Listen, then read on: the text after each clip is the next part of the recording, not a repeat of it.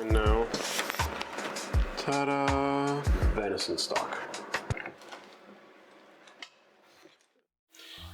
In this pan, I have venison that a buddy of mine that went hunting a few months ago, it's been sitting in my fridge for a while, gave me. We deboned it, we skinned it. It was a lot of fun. I wish I got that on video. Handy dandy axe. Careful when you're doing this. You're gonna hit either right here in the joint or right here where the bone is thinnest. Ready? 1, 2. So, ham hock. Then it complements a little bit more when you add a lot more herbs into it.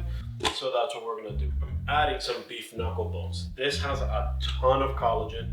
It's gonna fortify it. It's gonna make it smell and taste a lot better. So,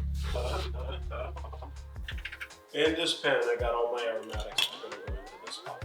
Onions, coarse chop, big enough that they fit in my hand.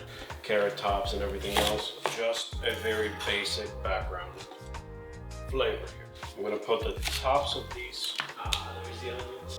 The tops of scallions, just because I had them, they add a little bit more flavor. And now, celery. Don't be pretty. Don't be precious. Whew.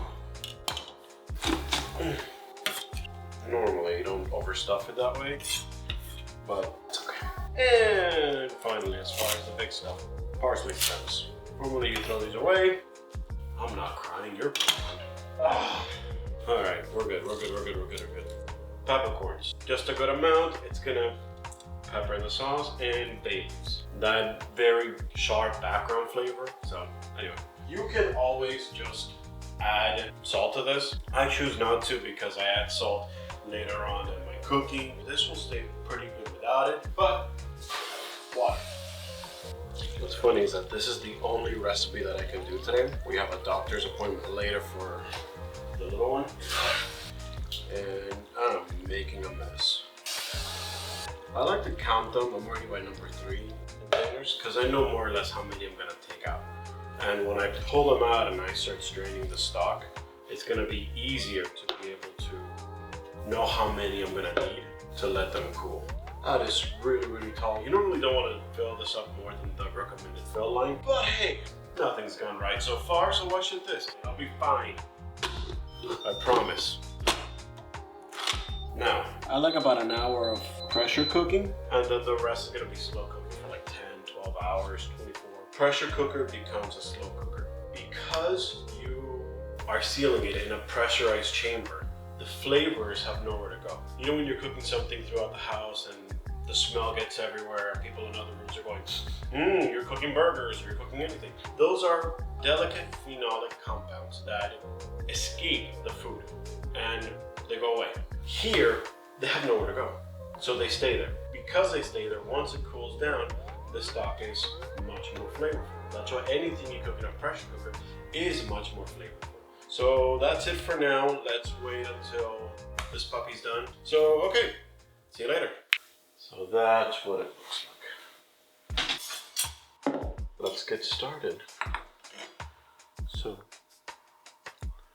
still slow cooked. You can see, yeah, you can see it in here. The fat little ripples. Yeah, it smells like venison. It smells like stew, like meat stew. It has all of those same components.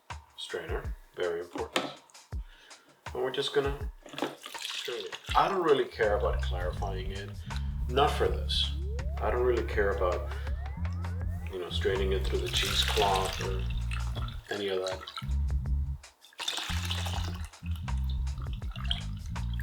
It's just making this really delicious liquid.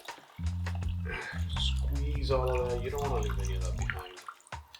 We work really hard for it. So, and then from here, once we break it down a little bit, I'm gonna put it in the vacuum chamber and seal it in bags. That it's easier to just freeze and put when you need to. It has a lot of collagen. It has a lot of protein. It has a lot of really good things for your skin, for your bones, calcium. Use it. Have it as a meal. I see color. I live every day with children's songs, and that's all I know. Now, These are a holdover from my private chef days. They're half hotel pans, and that means this. A hotel pan is a deeper, this is 1.5 inches deep. Great for roasting. They're made of stainless steel. They look beat up because they take a lot of abuse. These are small enough that they can go into a regular oven. I have big ones that don't really, or can be kind of tight depending on the oven size. But these, oh my God, invest in them. You buy them once and you'll never have to buy them again. Unless you buy more, because you see how good they are. I won't tell you a brand, they're all pretty comparable. As long as it's like kitchen hotel pans made of stainless steel, you will not go wrong. I'm gonna probably make tiramisu with this in a few videos later. Can't say enough good things about them. You already have to buy a lot of stuff to cook at a certain level. When you're smart with your purchases, they will last you a lifetime. They don't need to look the prettiest, but they need to do their function. They need to work. It is still pretty hot, so yeah.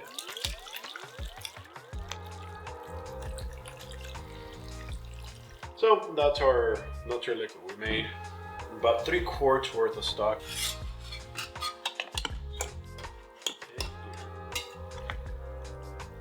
And you want to squeeze, you want to get all of this stuff out.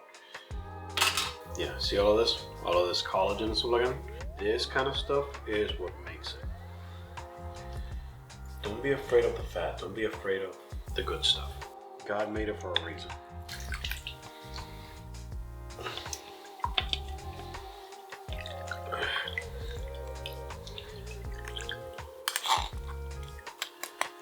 All right, cool.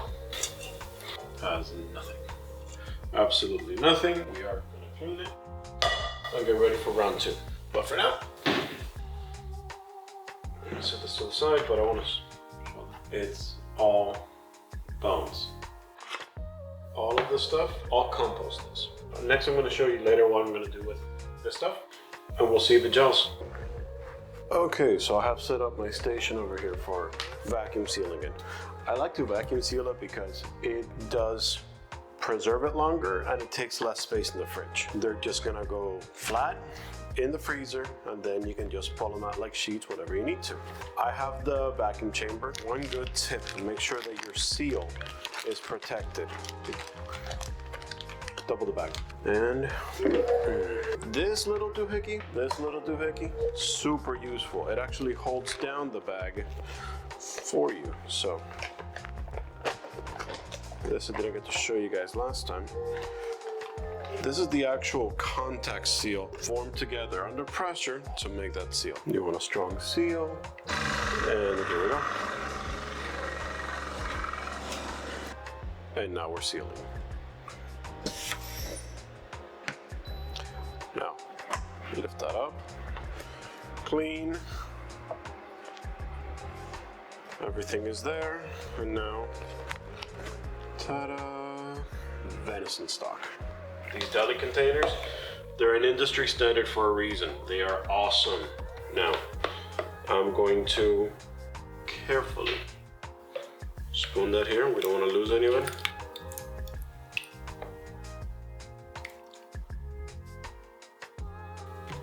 And that'll be it for this video.